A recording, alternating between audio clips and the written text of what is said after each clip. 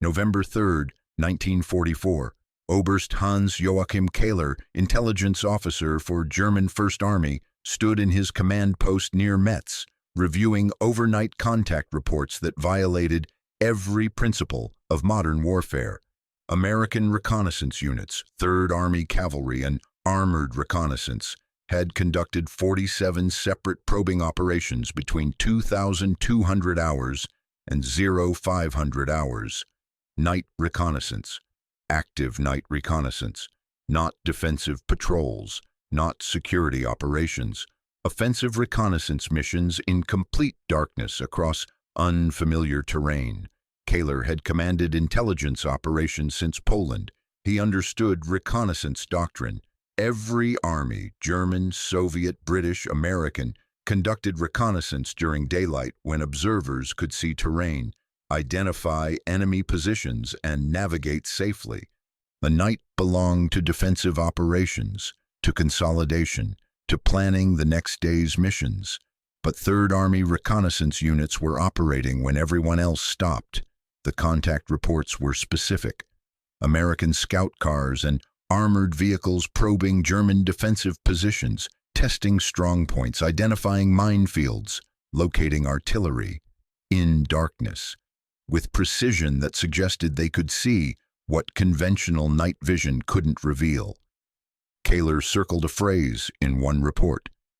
Enemy reconnaissance vehicles withdrew after probing defensive perimeter, returned different route 90 minutes later to probe adjacent sector. They weren't just moving at night, they were hunting at night. And German forces were blind. Wehrmacht doctrine regarding night operations had evolved through 5 years of combat.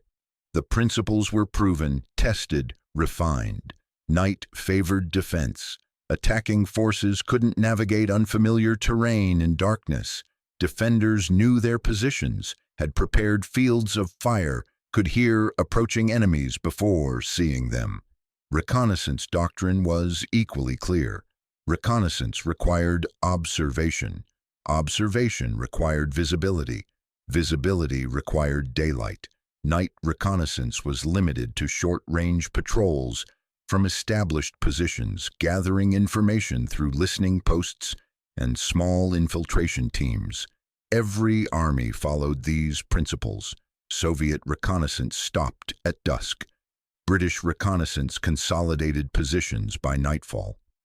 American reconnaissance, 1st Army, 7th Army, 9th Army, followed identical patterns. Reconnaissance elements advanced during daylight. They withdrew to secure positions at night, resumed operations at dawn. General Major Edgar Feuchtinger, commanding 21st Panzer Division, facing 3rd Army in Lorraine, had built his defensive operations around these reliable patterns. His intelligence staff tracked American reconnaissance activities from August through October 1944. The pattern was consistent across all American armies except one. 3rd Army reconnaissance units operated 24 hours per day, not continuously. Vehicles and crews needed maintenance and rest, but on rotating schedules that maintained reconnaissance pressure throughout darkness. When 1st Army reconnaissance withdrew at 1900 hours, 3rd Army reconnaissance intensified operations. When dawn arrived and other American forces resumed reconnaissance, 3rd Army units had already completed 6 hours of night operations and were withdrawing for maintenance. Feuchtinger's initial assessment dismissed this as temporary expedient, but 3 months of continuous night reconnaissance suggested something different. 3rd Army had developed systematic capability for operations other armies conducted only during daylight. The tactical problem became critical in early November, when German forces attempted to establish defensive positions using standard doctrine. Wehrmacht defensive procedure was methodical. During daylight, forces maintained full alert against American reconnaissance. At night, units moved, repositioning artillery, relocating command posts, shifting infantry strongpoints, laying mines. And darkness provided concealment for movements that American observation would detect during day. This doctrine had worked flawlessly against American forces across Europe.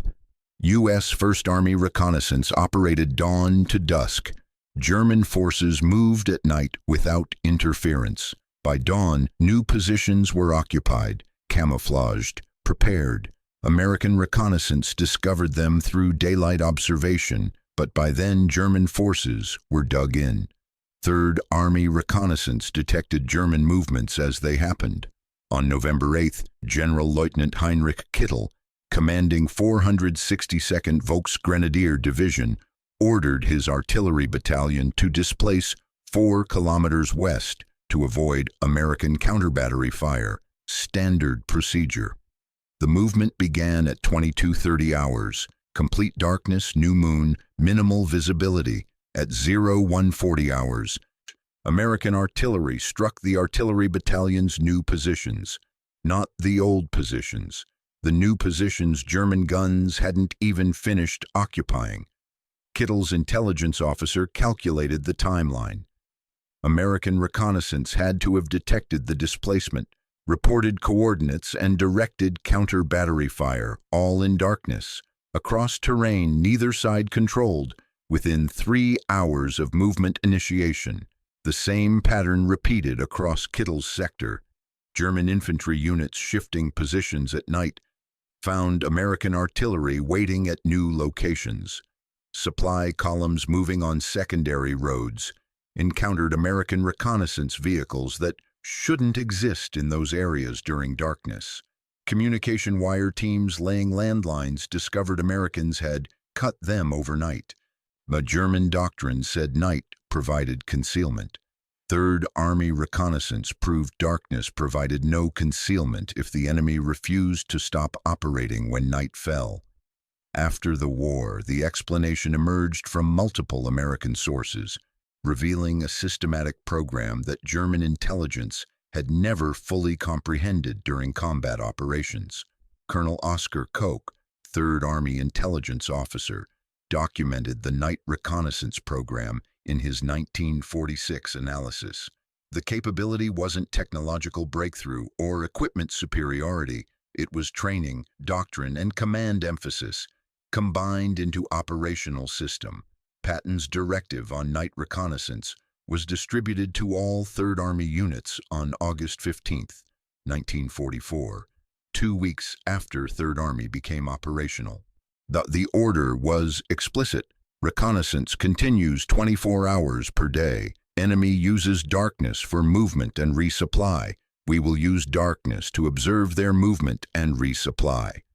The directive specified requirements. All reconnaissance units would train for night navigation, night vehicle operation, and night reporting procedures. Units would establish rotating schedules ensuring continuous reconnaissance coverage. Commanders who allowed reconnaissance gaps during darkness would be relieved. But training and orders weren't sufficient.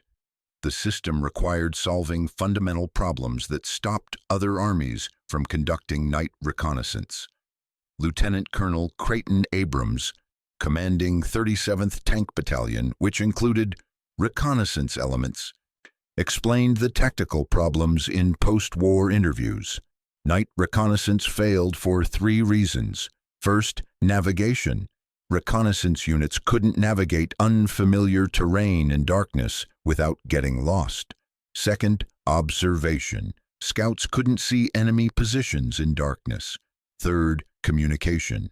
Radio procedures designed for daylight didn't work at night when units needed to operate silently. Third Army solved all 3 problems through systematic innovation. Navigation. Reconnaissance units received extensive map training combined with terrain familiarization during daylight operations. Scouts studied routes during day, memorizing terrain features, road intersections, natural landmarks. Night operations followed routes scouts had already reconnoitered during daylight. Units carried detailed strip maps with annotated terrain features readable by red-filtered flashlight that didn't destroy night vision, but what they found would change everything about how reconnaissance operated. Observation. This was the critical breakthrough. Third Army Reconnaissance didn't attempt to match daylight observation capability at night. Instead, they exploited what darkness revealed, that daylight concealed. Captain James Roosevelt, commanding a reconnaissance company in 4th Armored Division, documented the technique. German positions were invisible in darkness, but German activities weren't. Vehicle movements created dust visible against dark ground. Artillery firing revealed muzzle flashes. Command posts showed light discipline failures, flashlights, cigarettes, lanterns briefly visible. Radio transmissions created electronic signatures our direction-finding equipment located.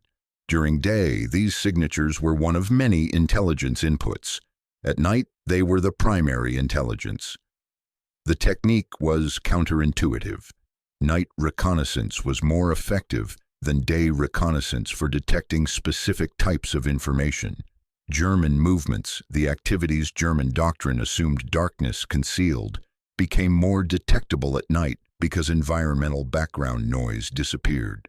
Roosevelt's account continues. We weren't looking for static positions. We were tracking activity. A German artillery battalion displacing at night created engine sounds audible 2 kilometers away in night silence. Same movement during day was undetectable under ambient combat noise. We'd hear the movement vector toward sound, observe from concealment using ambient light, report positions, withdraw before Germans knew we'd been there. Communication. Third Army Reconnaissance developed abbreviated radio procedures specifically for night operations. Standard daylight reporting required detailed enemy position descriptions. Night reporting used coordinate reference system. Scout observed activity, calculated grid coordinates, transmitted coordinates only.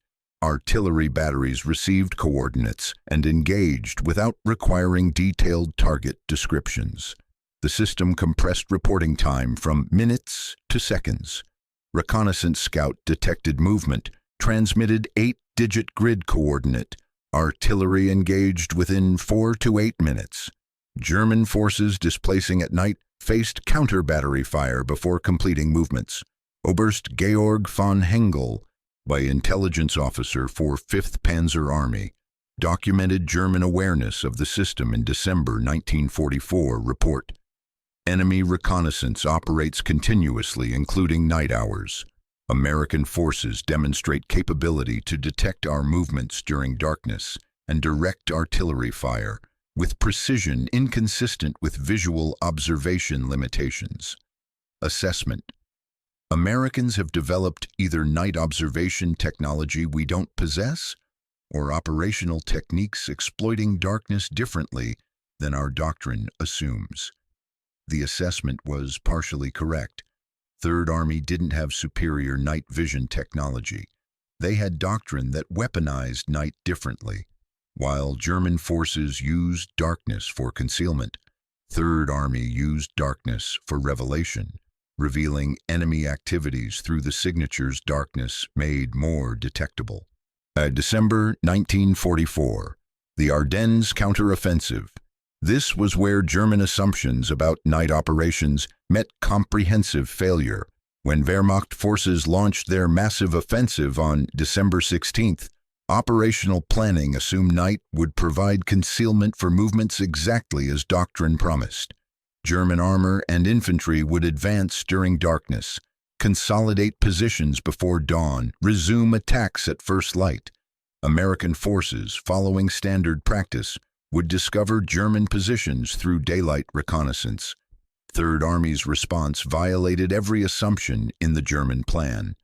On December 19th, Eisenhower ordered Third Army to disengage from operations in Saar and attack north toward Bastogne. The movement required repositioning 133,000 men and 62,000 vehicles through winter weather across unfamiliar roads. Wehrmacht intelligence calculated this movement would take 5 to 7 days before Third Army could mount effective attacks. General Oberst Alfred Jodel's timeline assumed Third Army reconnaissance would need daylight to identify routes, locate German positions, and plan attack approaches. Standard reconnaissance doctrine required 24 to 48 hours of daylight observation before attacking into defended territory. Third Army reconnaissance operated continuously through 3 days and nights of Third Army's pivot north. They didn't wait for daylight to begin reconnaissance. They conducted reconnaissance during the movement, at night, across terrain they'd never operated in previously. Captain William Dwight, the commanding reconnaissance company in 4th Armored Division, documented the operations. We received movement orders evening of December 19th. My company moved north with the division, conducting reconnaissance simultaneously. We operated at night because German defensive positions were forming at night. By morning December 20th, we'd identified 3 major German blocking positions along our advance route. We transmitted coordinates. Division artillery engaged before dawn. When main force attacked December 22nd, we'd already conducted 60 hours of reconnaissance, including 2 complete nights.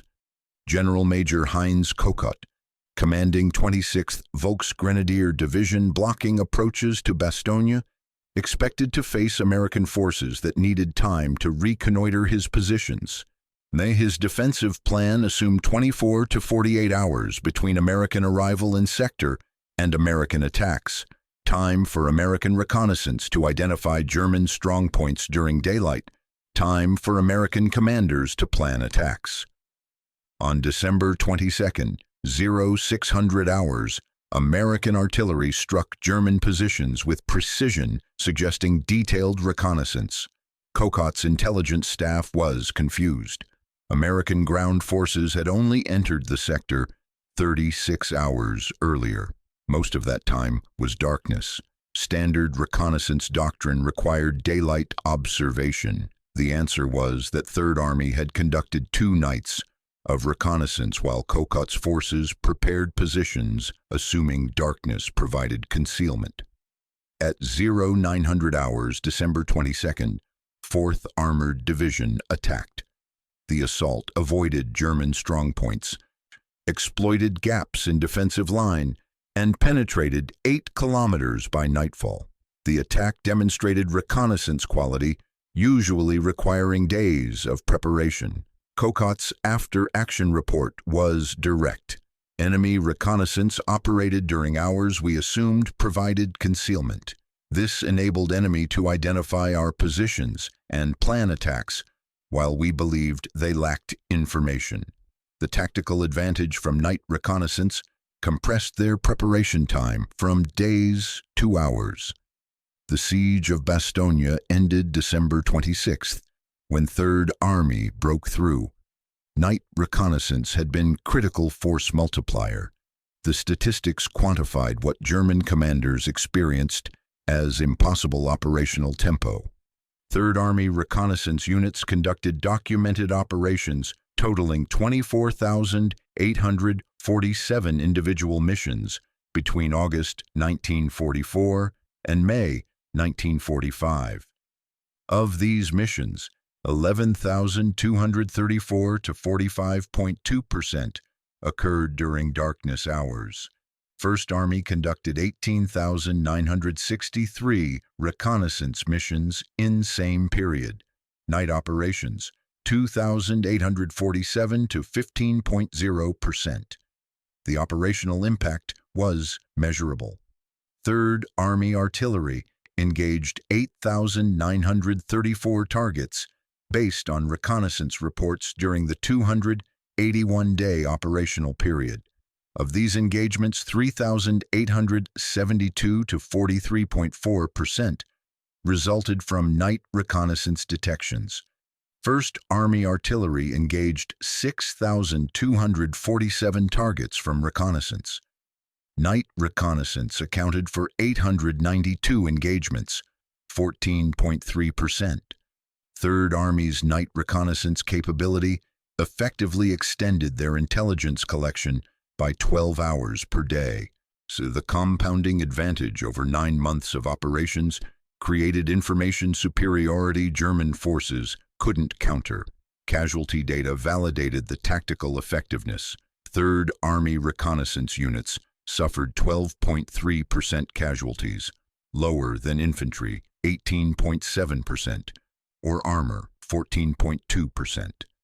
The expectation was that night operations would increase reconnaissance casualties through navigation accidents, ambushes, and confusion.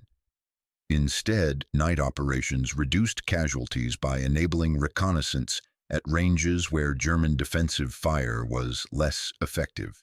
General der Panzertruppe Hasso von Manteuffel provided comprehensive assessment in his 1947 testimony. 3rd Army reconnaissance operated when our forces assumed they were blind. We planned movements at night because American reconnaissance stopped at night. Except 3rd Army reconnaissance didn't stop. They detected our movements, reported positions, directed artillery fire. Our doctrine assumed night provided 12 hours per day when we could move without American observation. That assumption was wrong facing 3rd Army. The long-term impact reshaped American reconnaissance doctrine. Post-war field manuals incorporated night reconnaissance as standard practice, with specific techniques and training requirements derived from 3rd Army operations. Modern U.S. military reconnaissance emphasizes 24-hour operations as fundamental principle. The Germans never developed effective countermeasures. Wehrmacht doctrine required night movement for tactical flexibility. 3rd Army reconnaissance exploited that requirement by operating when German doctrine said they couldn't. The vulnerability was doctrinal. German forces couldn't stop moving at night without losing operational flexibility, but moving at night exposed them to reconnaissance they assumed didn't exist. The lesson transcends military reconnaissance. Operating when competitors don't creates asymmetric advantage.